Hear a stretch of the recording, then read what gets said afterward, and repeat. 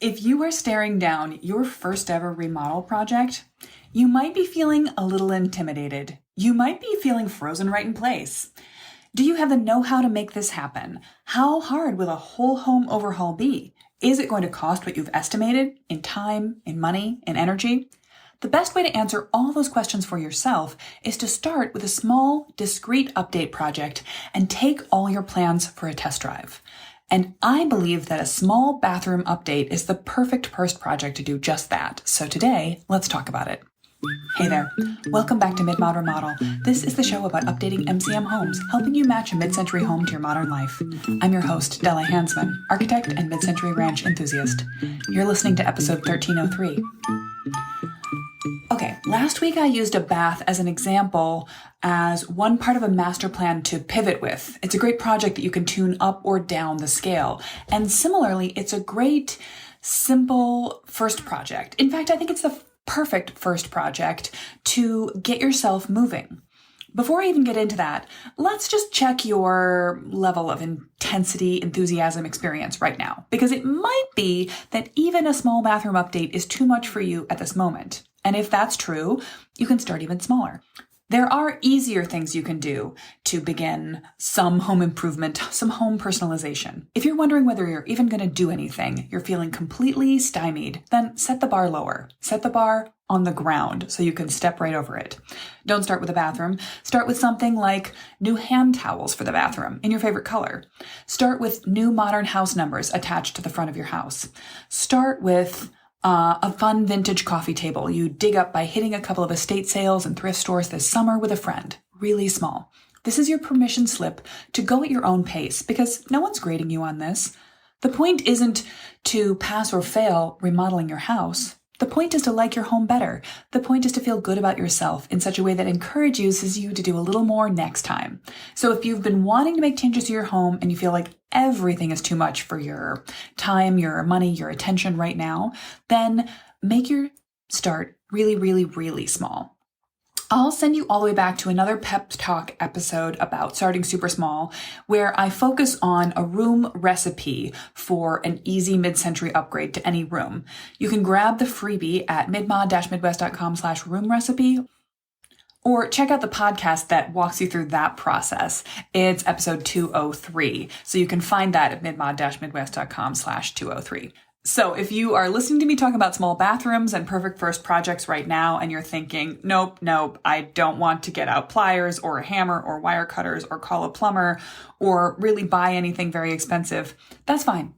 Dial it back. You can do a pretty effective light remodel of your mudroom, for example, by just following the room recipe as much as you could by getting into major construction projects. So try that first.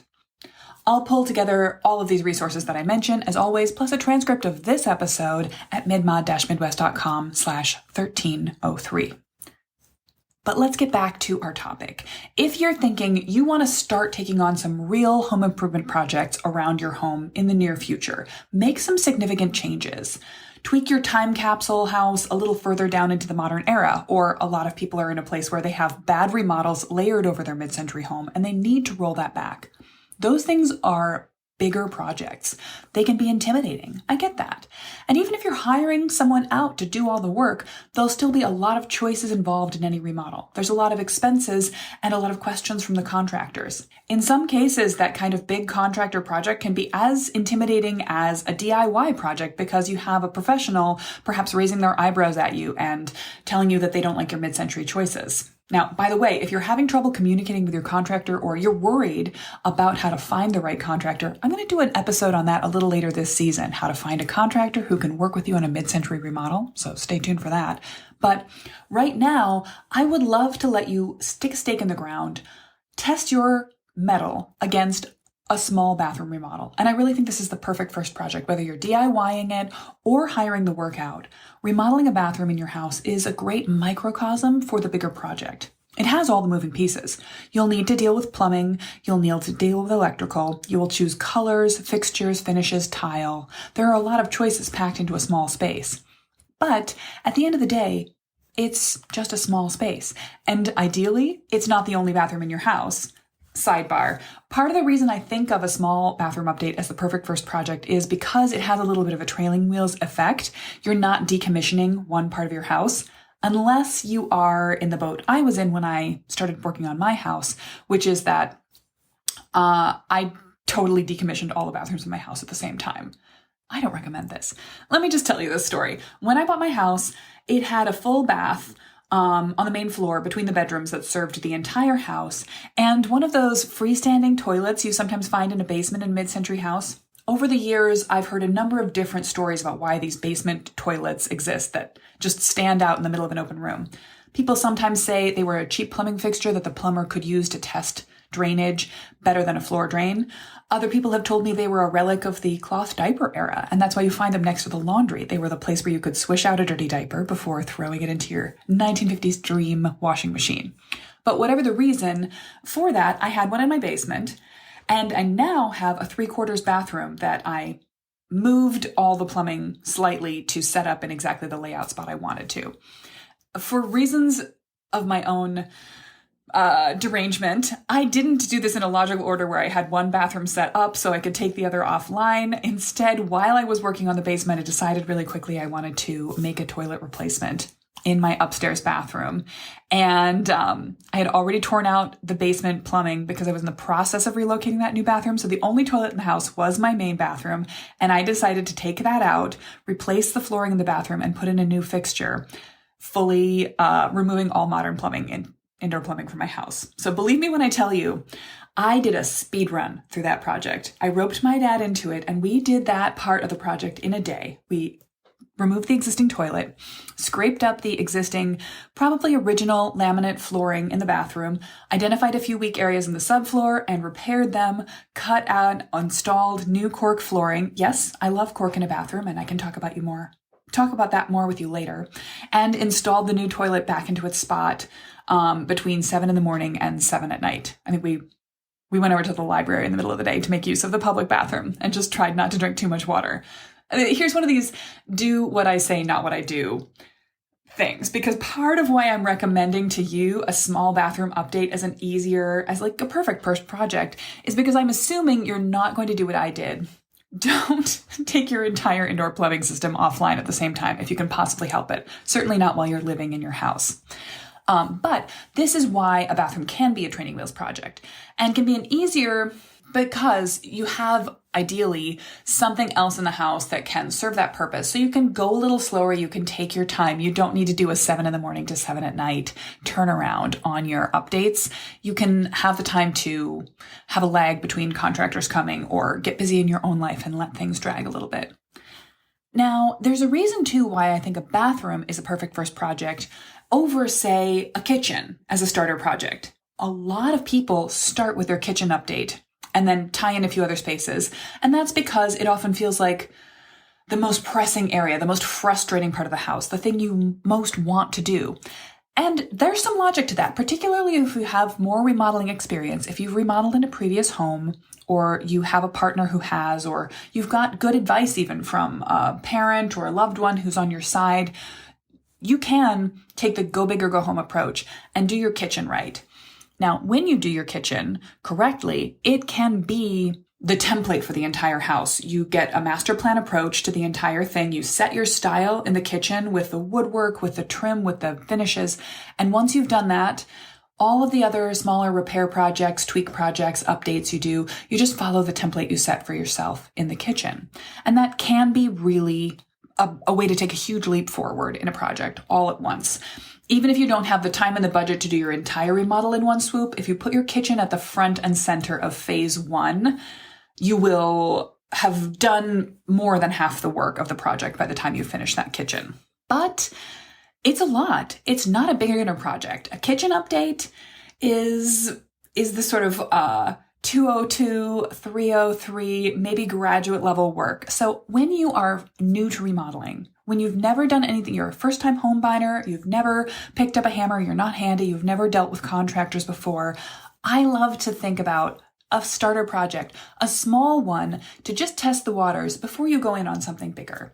And it's nice to get your toes wet on something that you could potentially DIY part of. You don't have to, but you could.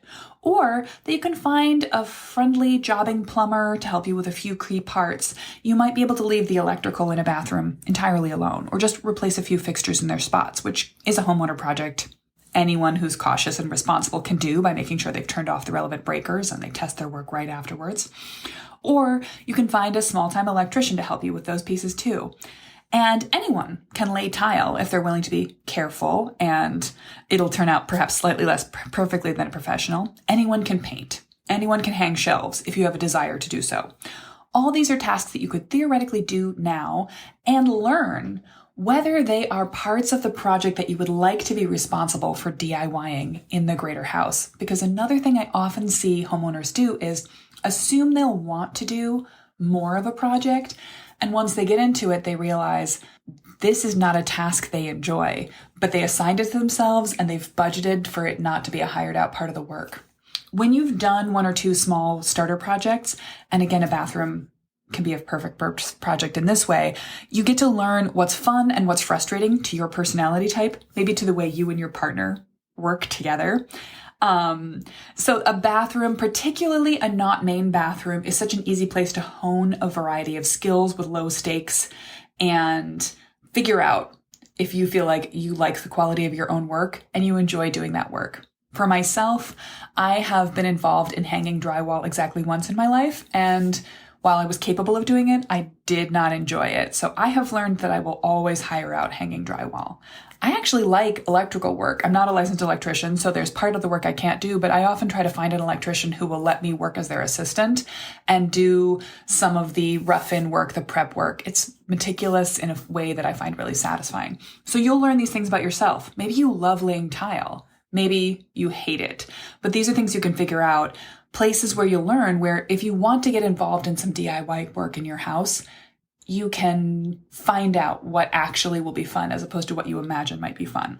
So remember, as you're looking around your house for the perfect first project to start on, to get your toes in the water, it might be a small outdoor building project, like a decorative fence to put your house numbers on, but you want something that's complicated enough that it's going to let you test things out, but forgiving enough that you can have a little leeway. Ideally, a basement bathroom can be a great place to start. If you already have an existing basement bathroom and you're not planning to change the layout, it can be very forgiving. Any space you're not going to end up using on a daily basis allows you to experiment and maybe even make a few choices that you don't forever love and not feel too upset about them. This actually just came up.